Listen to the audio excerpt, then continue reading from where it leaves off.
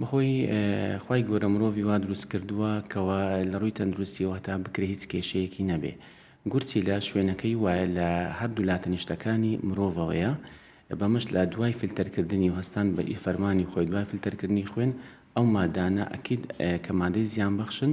ئەبێ لە ڕێگەی ڕێڕەوی میزۆ فڕێ بدرێتە خوارەوە. ئەمەش دوای گورچیلە دوو حالبمان هەیە کەوا درێژیەکان 20 بۆ 25 سانتیمەترە لە ڕێگە ئەو حالە بە ئەو مادە زیان بەخشانە دێتە خوارەوە دوای لە میزڵدان کۆ ئەبێتەوە بۆ ئەوەی کەوا چارە خوازەکە بتوانێت لە کاتی پێویست میزڵدانەکەی بەتاڵ بکەنەوە کە هەموو دەقیقێک بچێ بۆ سەر ئاو بەمەش تەسیری سلبی لەسەر ژیانی ڕۆژانە و شێوازی ژیانی ڕۆژانی هەبێ. بەڵام ئەتوانێت ئەو میزڵدانە بۆ 3 بۆ 4 کاتژمێر میزەکە خەزم کە دوای لە ڕێگای بۆڕی دەرەچیەوە ئەکرێ ئەو میزە بەتاڵ بکری. بۆیە ئەم بەردانش ئەکرێ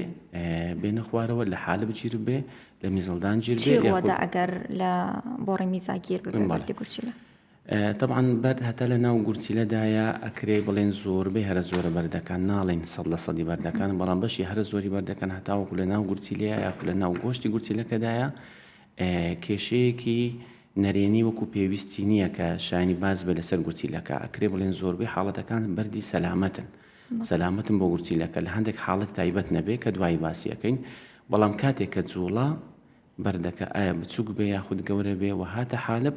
و حالبی بە تەواوی قەپات کرد ئەو کاتی کێشەکە دروست ئەبێت. کێشەکە چیە سەرەتا بە ئازارێکی زۆر دەست پێ دەکا دوای تووشی هەوکردنی گورچیلە ئەبێت دوای گورچیلەکەی ئاوسێت و لە خلالی 2 بۆ 3 ڕۆژ گورچیلەکە دەرەجەیەک بۆ 2 دەرەجە جاری وایە بۆ 3 دەرەجەدا ئاوسێ لە هەفتەی یەکەم بۆ هەفتەی دووەم لەوانەیە کێشەیەکی وا دروست نەکە بۆ چارەخوازەکە جگە لە هەوکردن و ئازار بەڵام ئەگەر بێت و بەم شێوەیە چارەخوازەکە بمێنێتەوە لە داهاتوێکی نزیکدا کە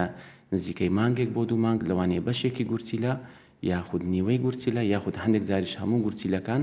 هەموو نیفرۆنەکان تووشی داشکاندن بمێن و بە جۆرێکەوە جارێکتر ئەم گورچیلە نەگەرتەوە فەرمانی ئاسایی خۆی.